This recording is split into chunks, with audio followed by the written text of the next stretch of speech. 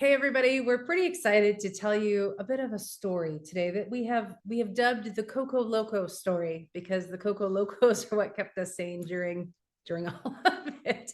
But I never had one of those babies before, but let me tell you, I would be heading back to Las Cruces, New Mexico any day for these babies. But thank goodness we were able to drink these little babies because every day was an adventure for this 3-day hands-on training.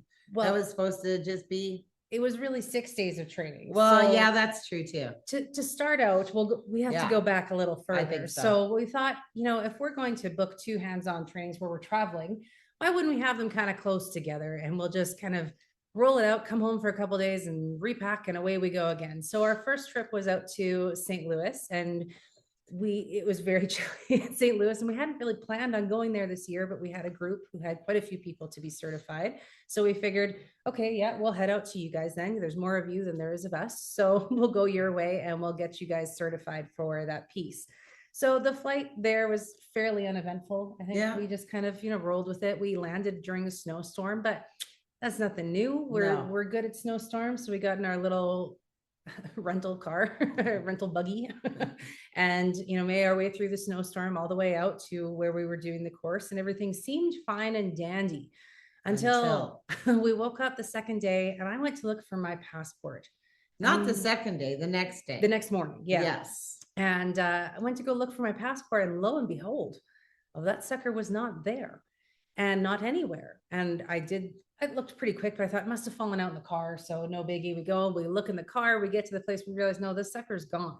So I start making the phone calls and figuring out, okay, what am I going to do? Because turns out if you don't have a passport, you can't actually go home. Yeah. You need them to be able to fly. I could have driven across the border, but that would have been a little bit more difficult even to get there and then figure out how to get another rental, et cetera, et cetera. Excuse me. So we have that first part of our trip, but we're getting the plans in place and doing what we can. And she's on the phone. I'm doing all the training. Doing the training. We still managed to get out to the arena and do everything. We kept it professional, despite the fact I was having a minor meltdown inside. And as the days go on, realize, this sucker is gone. And Delta Airlines was the one that we flew on the way there. Weren't a whole lot of help. They told us that if there is anything found, it gets packaged up and sent to Atlanta.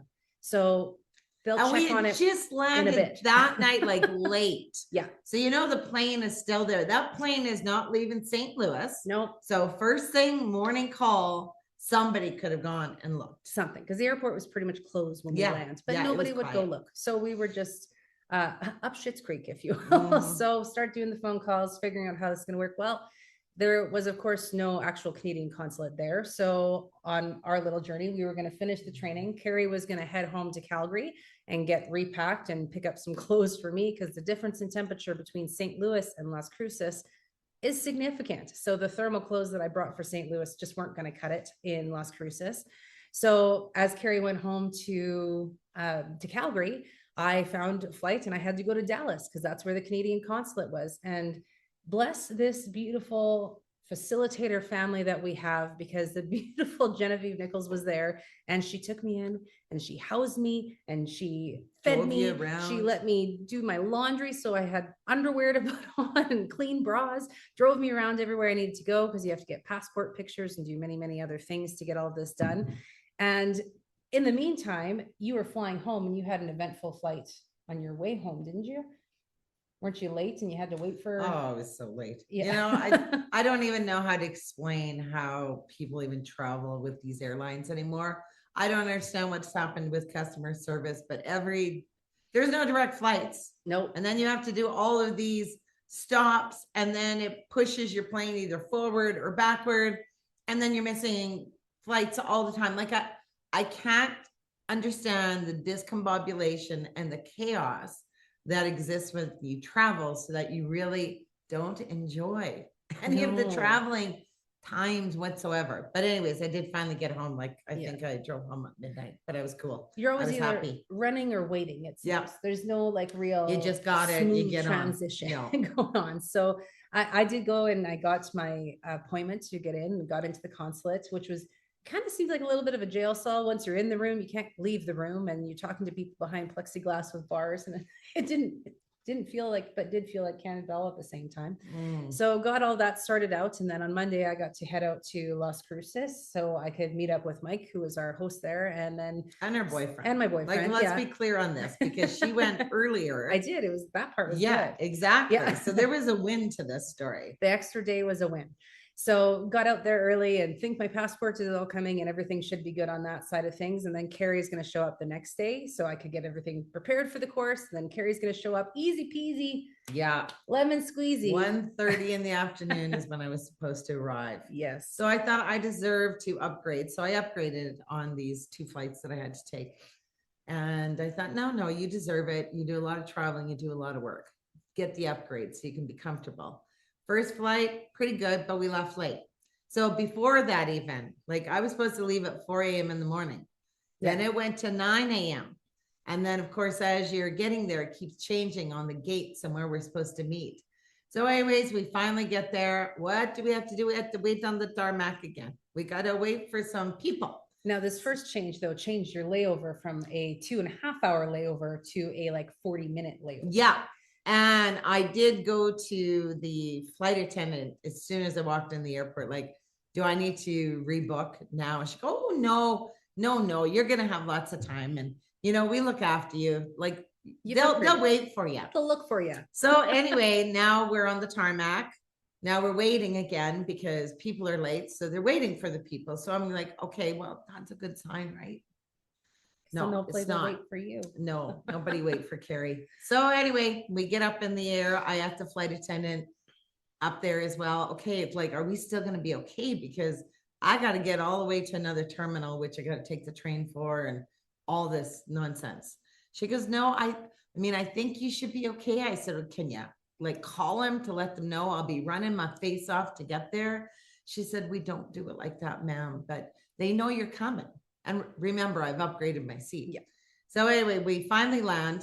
I'm excited. We're going to get there. No, we got to wait on the tarmac again. Why? Because the gate that we're supposed to come into has got another plane there. Oh, the pilot comes on 5 minutes. No, it was not. No. So we're now 15 minutes on the tarmac. And he finally comes on to say, we're going to go to a different gate, which is taking me further away from the A terminal I got to get to from C. Okay. So then anyway, we finally stop. I am running my freaking bunskies off to get there, get on the train. No, they're going to wait for me. They're going to wait for me. And I got a text message to say the flight is going to take off 11:42. So I keep watching it. I'm like, yeah, I'm going to get there. I'm running away. Oh my gosh. Now they changed that gate too. So it's supposed to be A23. But now they moved it to A15. So again, all I have been is getting further away from where I'm not needing to be. I get there. There is not. It's 11:42. There's no plane. Long gone. There, I look out the window like there's no plane, like because I would have waved and everything. They left early. They left early at 11:36. I have to tell you because the day before I just went through a big business thing that I was really frustrated with. That I was trying to get myself over. When I missed that plane, I bawled my face out. Like I could not stop crying. Then even to go outside for some fresh air, because now I feel really confined. You have to go take all these trains to even go outside. So it was getting crazy. So I'm bawling my face off, which I usually don't do. Like she tried calling me. I'm like, don't call me. Like, I don't want to talk to anybody right now. I wasn't calling to console her, sadly. I was calling to see what the plan was. Yeah, the plan wasn't going anywhere yet until I relaxed. So anyway, finally, I'm like, okay, you better go in and book. I had to take 2 more planes in order to just get to Las Cruces before our training, because otherwise it was a direct flight that wasn't leaving till 9 p.m. at night. So if I took the 2 extra plane rides, 7 then it got me there at 7 something. So I mean that was I guess a good thing. But anyways, now we're here. We're in Las Cruces. It's warm. The sun's shining. Generally, so it's a hot. pretty nice place. Yeah, we're having a nice time. It was lovely. So the first stop was a beautiful margarita place. I loved my first margarita on the rocks. And then she introduced me to that creamy the strawberry pina colada. Now, oh my gosh. We order our first round of drinks and Carrie gets this goblet of drink. And I ordered a martini that I figured would be a normal person size. It was a Barbie sized martini. Yeah, I mean, this thing was tiny. 2 sips. So I'm like, okay, I'm not sure if this lady is really a big Carolyn fan because she's clearly not even bringing me the drinks that I like. Then they come pick up everybody else's glass. Do you need another drink? Do you need another drink? Not Carolyn. Everybody gets a new drink, not Carolyn. Carolyn's still stressed out, people. I don't have a passport yet and needed a drink. But nope. Then a couple more times things went around and then other people's drinks would come back, but not my drink. Nope. There was something. It was interesting. Yeah. Something that she was like, I don't think you need a drink here today, lady. Oh my gosh. And then, so anyways, we're ready for the training. Everything's going great. It was really one of the most remarkable trainings we've ever had because all 3 humans, we were all who came for this training and Mike. So that would be 4, we were all on the same page with what was happening in the world, but we were on the same page as Christians, which was really kind of exciting because we've never had that before. So we were able to say our prayers and well, before, after, like everything was just so open and beautiful throughout the training, which is really nice. But nighttime events, well, that was fun. Because then they took me to La Posta. And that's where these Coco Loco drinks come in. Amazeball drinks. I don't even comprehend. There's like honey and coconut. They rim it with honey and coconut. Yeah. So it's a coconut margarita that they rim with the honey and the coconut. And there's something so magical about it. It just brought it all together. Yeah. Then we happy. So we had some amazing food, a blast. We actually even went out for supper with our crew. Everybody was having Coco Locos, which is really, really sweet. Then everybody left.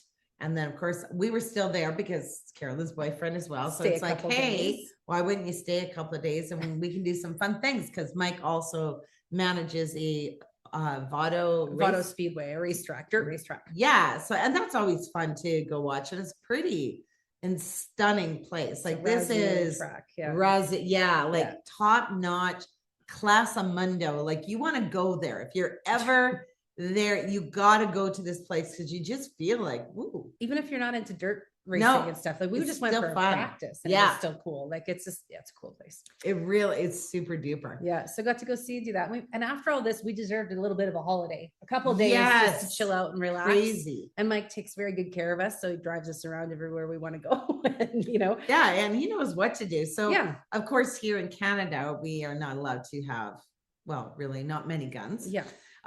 On your acreage, of course, you can have some, but there can't be no handguns. So I've never even held a handgun in my life. Let alone carried one. So anyways, Mike says, okay, let's go out and we'll do some target practicing and you can see what it's like. So he puts this gun strap on my wrist, not on my wrist, on my ankle. A little baby gun holster. It's a little baby gun, but it's very heavy. So he puts it on my leg and I'm petrified it's just going to go off on its own. But I get used to it. I don't even know the suckers. No, you forget after a little while. So we go and we do some shooting and everything like that. And Mike sees a fellow and he's like, oh, I don't know too much. I don't like this dude. He's gonna like call the cops or something. That's what he said. And what we're doing is totally legal. We're totally in the desert. It's in Las Cruces. You can shoot guns. You can carry guns on you, even if you're not a citizen. Yeah. Like that's the cool part. But so nothing is illegal that is happening. No, this is all legal, people. So because we do not do nothing illegal. We're especially away from our own country because we want to come home. And I have no passport. So she has no passport. I'm already that. Before we left, Carrie decides, I'm just going to leave my purse at the house. I said, do I need this? No, we don't need this. So I have no idea on me whatsoever. So here we go. We're shooting these and we're having a good time. We're hitting some targets. She's really good. She was hitting all kinds of targets. We did good with it. Yeah. And Mike helped me for a variety of guns. And he's very safe with them. So it's nice, good education for us to have too. Yeah, he's very good on that. So we're having a nice time. We're shooting and, amazed because they're a little different than the farmhouse shotgun 22s we have here, right? Wow. Little different guns. So we're having a nice time with that. And then all of a sudden we see a couple cop cars. 2 cop cars. They're driving down. Not one. 2 cop 2. I'm like, cars.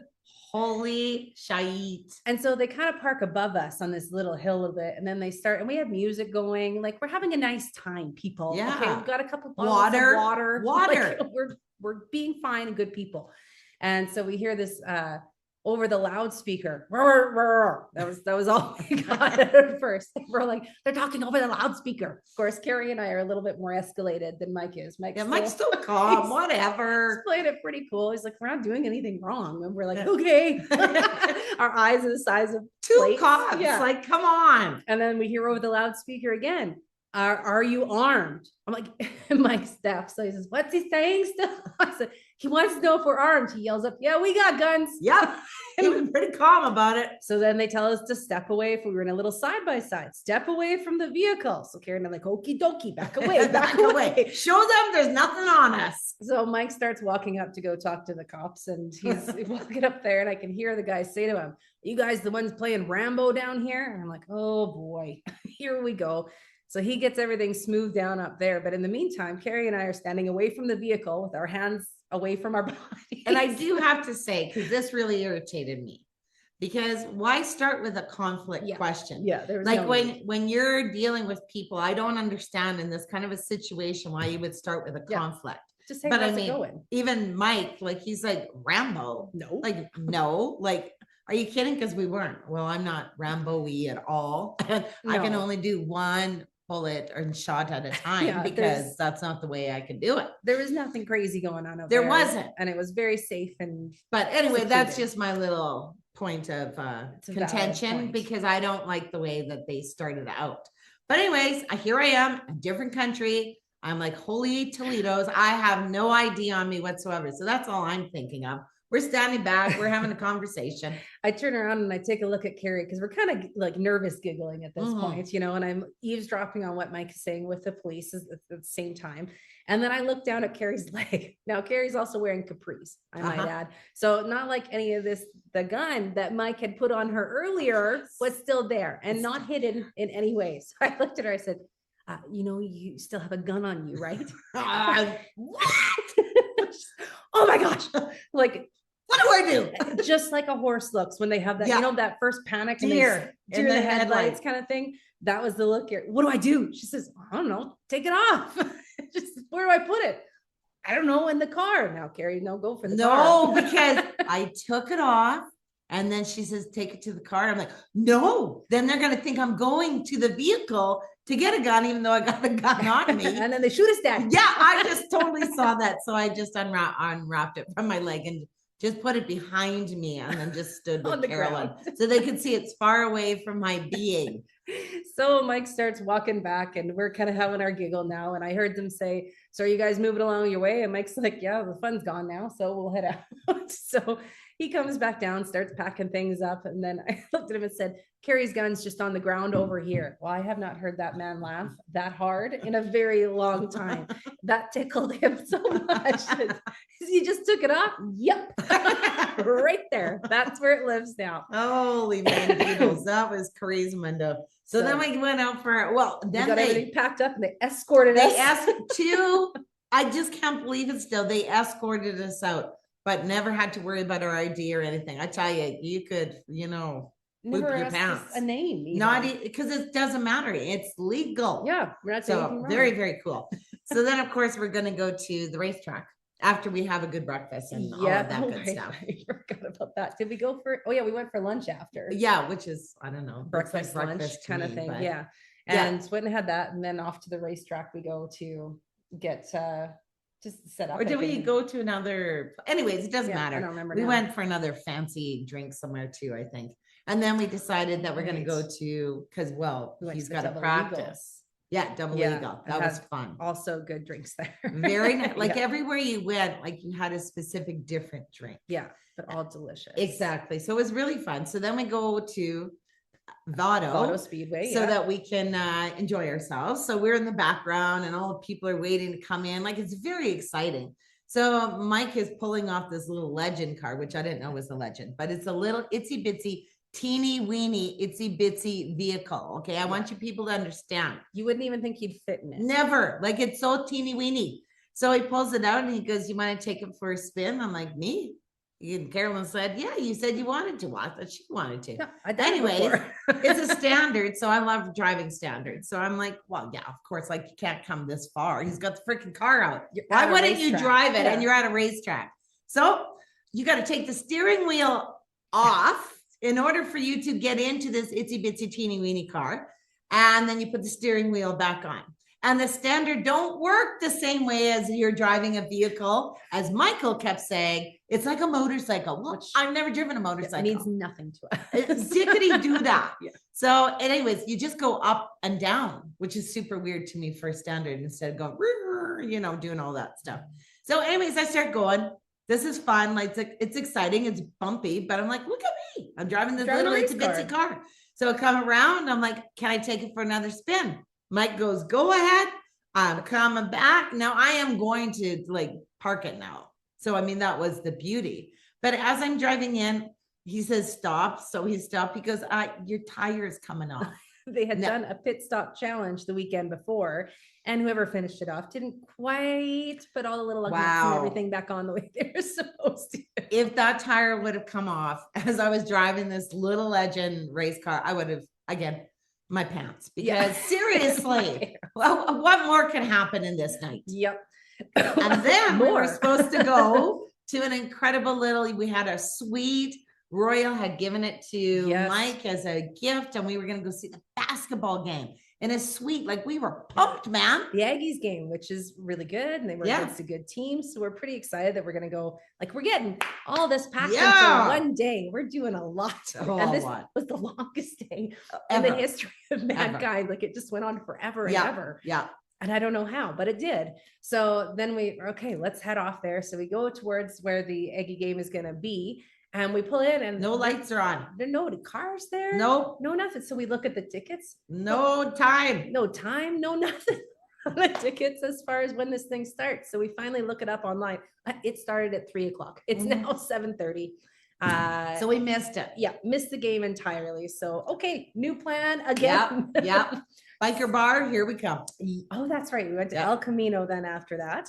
So we thought we'd go try some different drinks. What did you drink again? Remember, it made my saliva glands pop out of my body.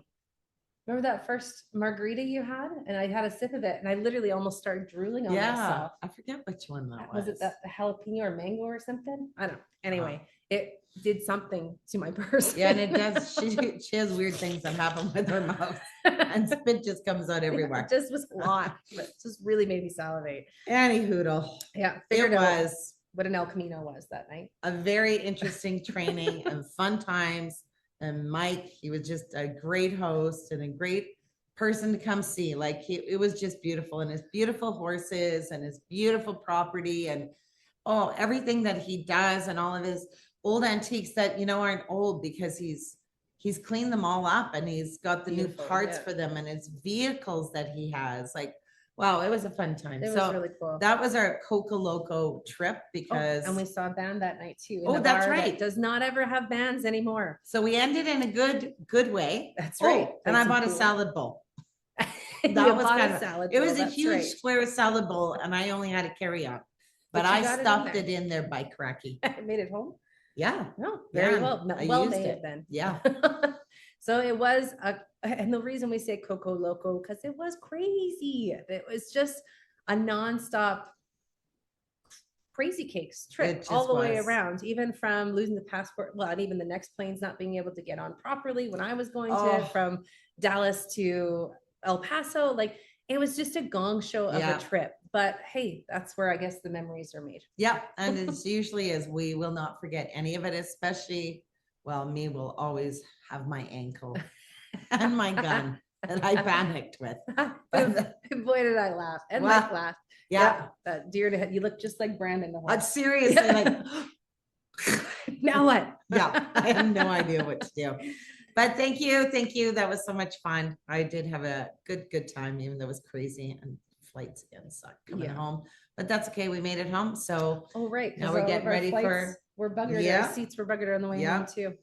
But now we're getting ready for in-person training right here. So that will be exciting. And then we fly off again to Nashville. Yep. So hope to see you on the next one. Take care, everybody. enjoy the Coco Loco story.